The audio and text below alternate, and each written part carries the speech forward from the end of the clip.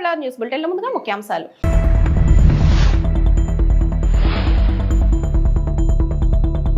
రష్యాపై దాడులకు ఉక్రెయిన్ కారణమని ట్రంప్ ఆరోపించారు. ఆంక్షలకు వెనుకాడారు.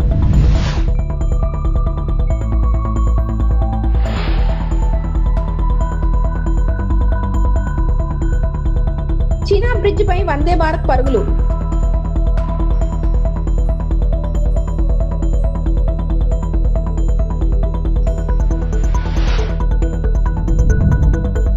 నిందలు దందలు చందాలు ఇదే కాంగ్రెస్ పాలన. కేటీఆర్.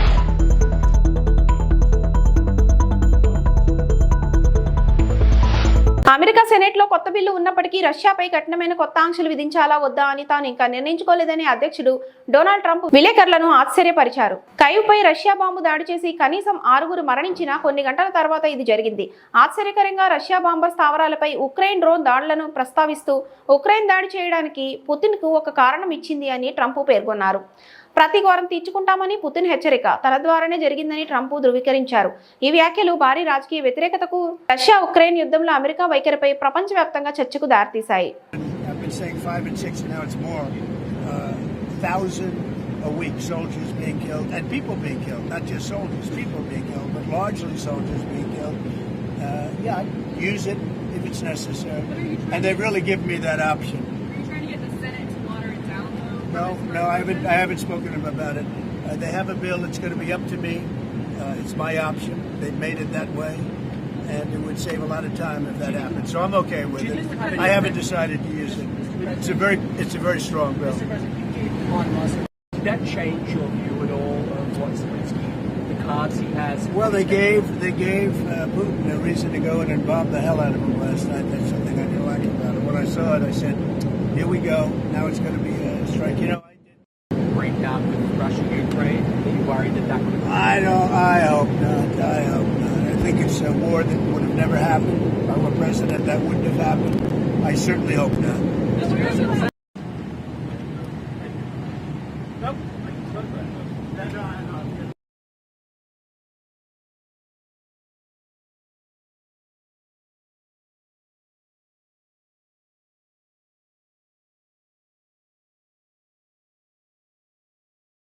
జమ్మూ కాశ్మీర్లోని కట్రా శ్రీనగర్ పట్టణాల మధ్య వందే భారత్ రైలు సేవలను ప్రధాని మోదీ శుక్రవారం జెండా ఊపి ప్రారంభించారు. దీంతో పాటు 1486 కోట్ల వ్యయంతో నిర్మించిన చినాబ్ రైల్వే వంతెనను కూడా ప్రారంభించారు. చినాబ్ నదిపై నిర్మించిన రైల్వే వంతెన ప్రపంచంలోనే అతి ఎత్తైనది. కట్రా శ్రీనగర్ వందే భారత్ జమ్మూ ప్రాంతాన్ని కాశ్మీర్తో కలిపే తొలి రైలు చినాబ్ నదిపై నిర్మించిన రైల్వే వంతెనపై తొలిసారిగా వందే భారత్ రైలు ప్రయాణించింది.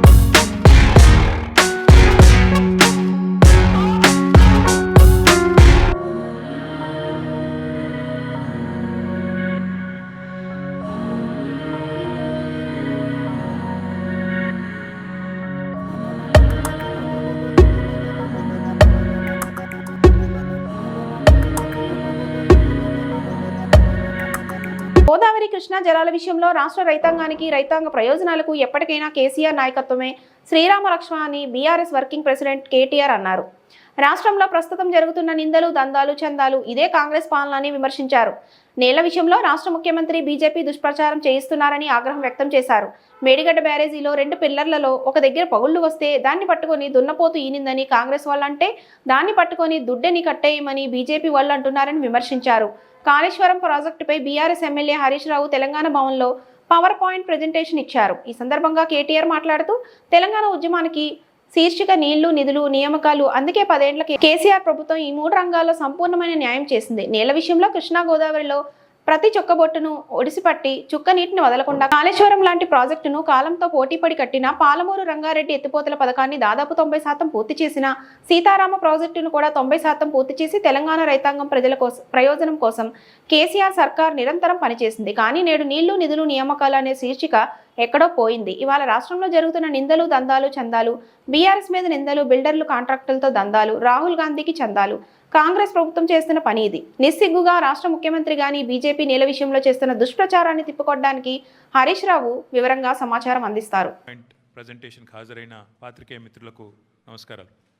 ఈరోజు నాకు ఈ ప్రెజెంటేషను యొక్క స్లైడ్ చూస్తూ ఉంటే ఆనాడు పెద్దలు సిడబ్ల్యూసి మాజీ సభ్యులు కేసీఆర్ గారికి సాగునీటి విషయంలో ఎన్నో సందర్భాలలో తెలంగాణ ప్రజలకు చాలా విషయాల్లో మనకు దిశానిర్దేశం చేసిన ఆర్ విద్యాసాగర్ గారు గుర్తొస్తూ ఉన్నారు. ఆ రోజు నీళ్లు నిజాలు అనే పుస్తకం వారు రాయడం, ఈ సాగునీటి రంగంలో దశాబ్దాలుగా తెలంగాణకు జరిగిన అన్యాయం గురించి వారు సవివరంగా అటు కాంగ్రెస్ ఉన్నప్పుడు కానీ ఇటు బీజేపీ ఉన్నప్పుడు కానీ కేంద్రంలో ఎన్ని రకాల అన్యాయం చేసింది అని వారు పదే పదే చెప్పేటోళ్ళు. అట్లాగే తెలంగాణ ఉద్యమానికే మీకు తెలుసు శీర్షిక ట్యాగ్ లైను నీళ్లు, నిధులు, నియామకాలు. అందుకే 10 సంవత్సరాల కేసీఆర్ గారి పరిపాలనలో ఈ 3 రంగాల్లో సంపూర్ణమైన న్యాయం కేసీఆర్ గారి ప్రభుత్వం చేసింది. నీళ్ల విషయంలో ఇటు గోదావరిలో అటు కృష్ణలో ప్రతి నీటి బొట్టును వడిసిపట్టి ఒక్క చుక్క నీటిని వదలకుండా కాళేశ్వరం లాంటి ప్రాజెక్టు కాలంతో పోటీపడుతూ కట్టినా, అట్లాగే పాలమూరు రంగారెడ్డి ఎత్తిపోతల పథకాన్ని దాదాపు 90% పూర్తి చేసిన, సీతారామ ప్రాజెక్టుని కూడా 90% పూర్తి చేసి కృష్ణలో గోదావరిలో సంపూర్ణంగా ఒక్కొక్క నీటి బొట్టును వడిసిపట్టి తెలంగాణ రైతాంగానికి తెలంగాణ ప్రజల ప్రయోజనాల కోసం నిరంతరం పనిచేసింది కేసీఆర్ ప్రభుత్వం. కానీ ఈరోజు నీళ్లు, నిధులు, నియామకాలు అనే ట్యాగ్ లైన్ ఎక్కడో పోయింది. ఇవాళ ఏం జరుగుతుంది రాష్ట్రంలో అంటే నిందలు, దందాలు, చందాలు, బీఆర్ఎస్ మీద నిందలు, బిల్డర్లతో కాంట్రాక్టర్లతో దందాలు, రాహుల్ గాంధీకి చందాలు. ఇది ఇవాళ ఈ కాంగ్రెస్ ప్రభుత్వం చేస్తున్న పని. సిగ్గు లేకుండా ఇవాళ నిస్సిగ్గుగా రాష్ట్ర ముఖ్యమంత్రి కానీ అదేవిధంగా భారతీయ జనతా పార్టీ కానీ నీళ్ల విషయంలో చేస్తున్న దుష్ప్రచారాన్ని తిప్పికొట్టడానికే ఈరోజు హరీష్ రావు గారు మీ అందరికీ వివరంగా సమాచారం ఇస్తారు. అందులో ముఖ్యంగా మిత్రులు నేను గమనించాలని కోరుతున్నది ఒకటే,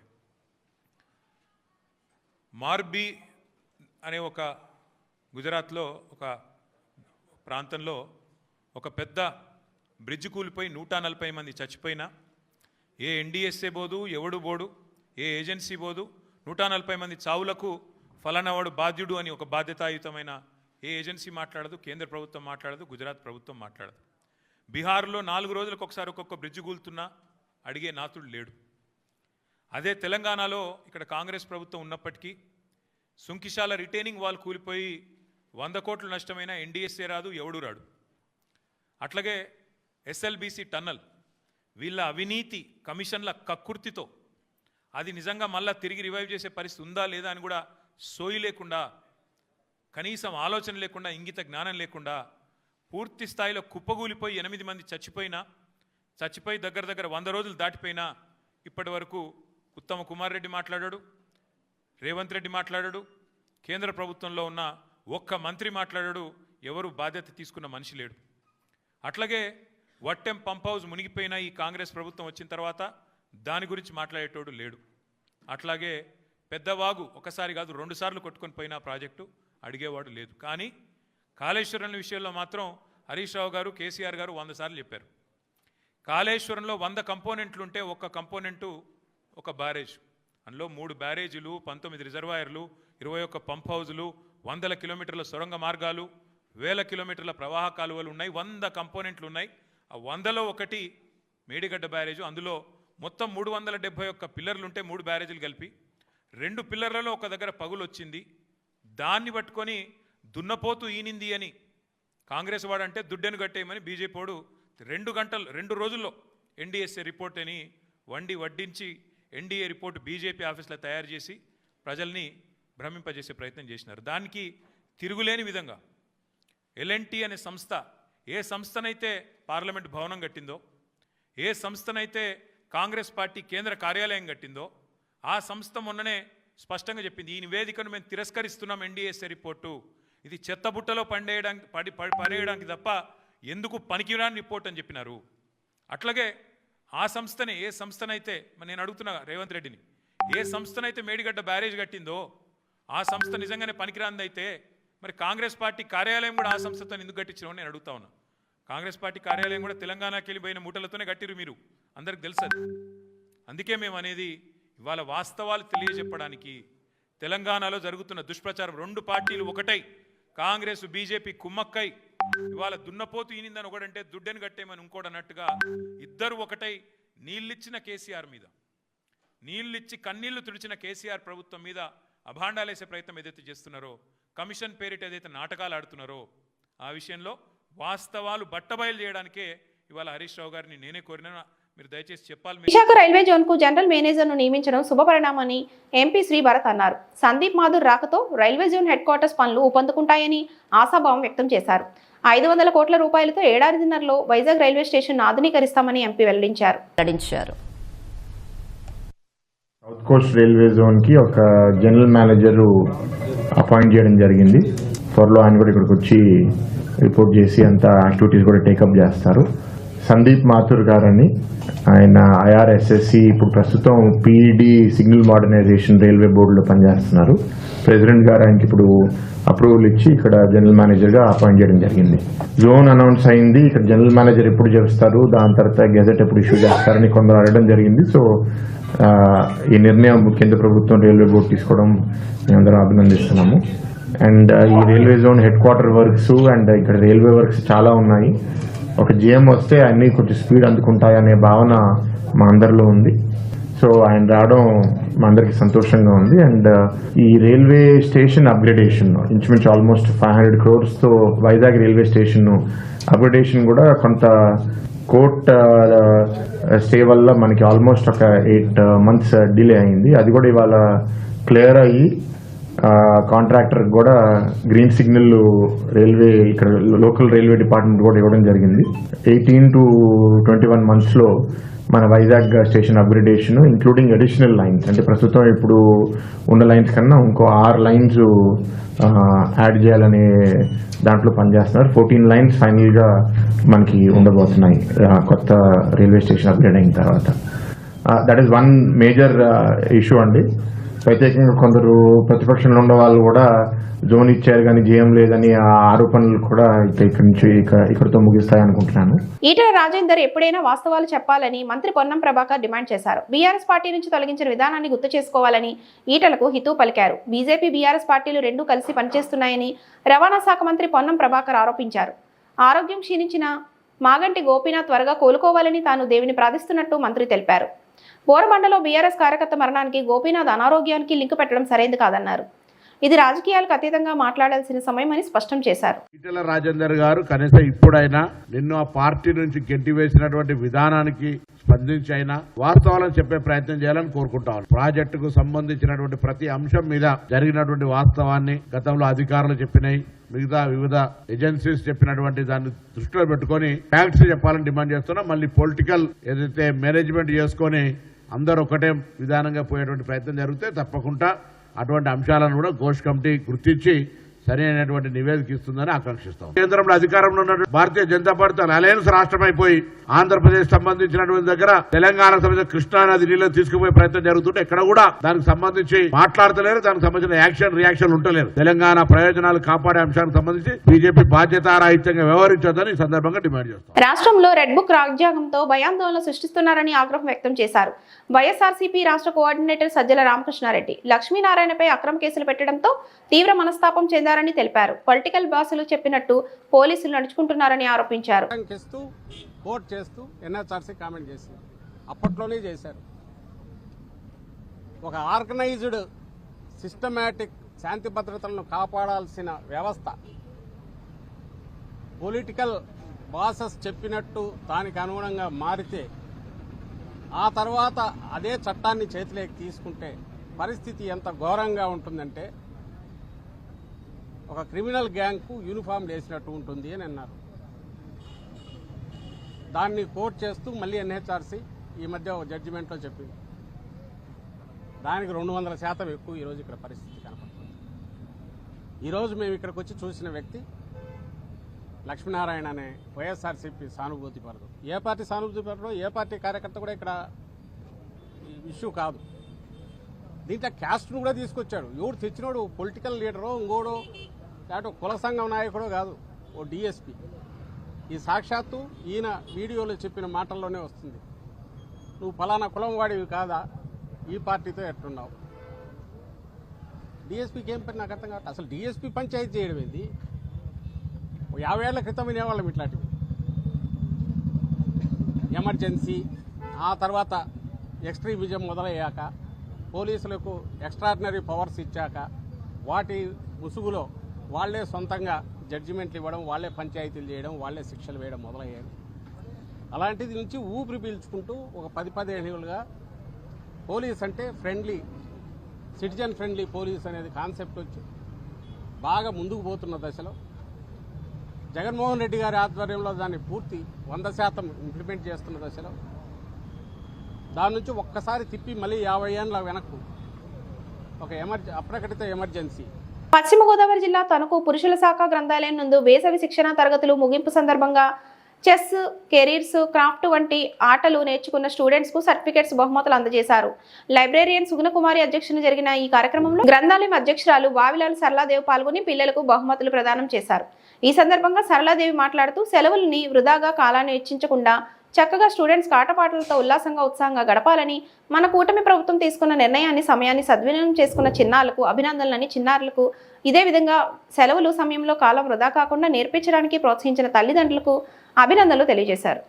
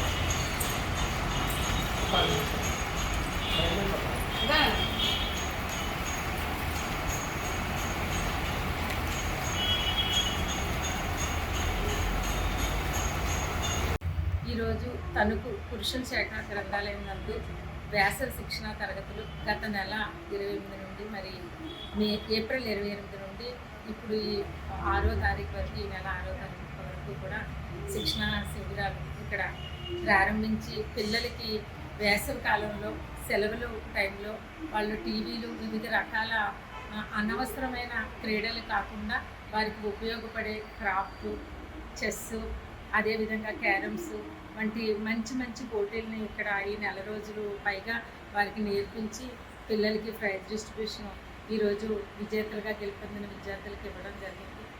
ఈ సందర్భంగా నేర్చుకున్న పిల్లలందరికీ అభినందనలు. ముఖ్యంగా నేను పిల్లల కంటే వారి తల్లిదండ్రులకి ప్రత్యేక అభినందనలు తెలియజేస్తున్నాను. ఆ వయసులో సెలవుల్లో ఆటపాటలు ఏం ఆడుకోవాలి, ఏ విధంగా అనేది ఆ పిల్లలకి తెలియదు. వారు టీవీల ముందు కూర్చుండడం, అనవసరమైన గేమ్లు.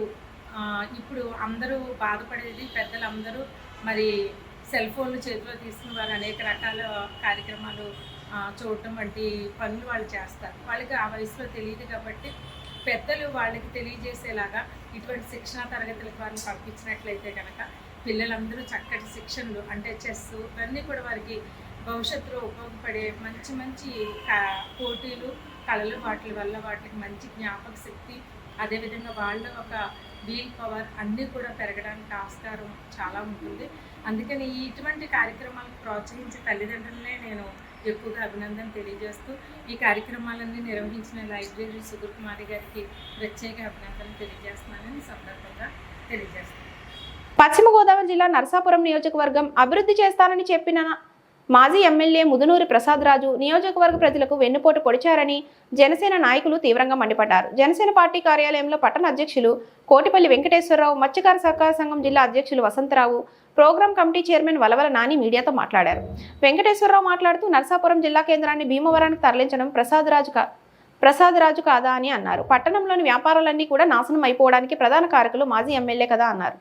వసంతరావు మాట్లాడుతూ కూటమి ప్రభుత్వం ఏడాదిలో చేపట్టిన అభివృద్ధి పనులు వైసీపీ నేతలకు కనిపించకపోవడం విడ్డూరంగా ఉందన్నారు.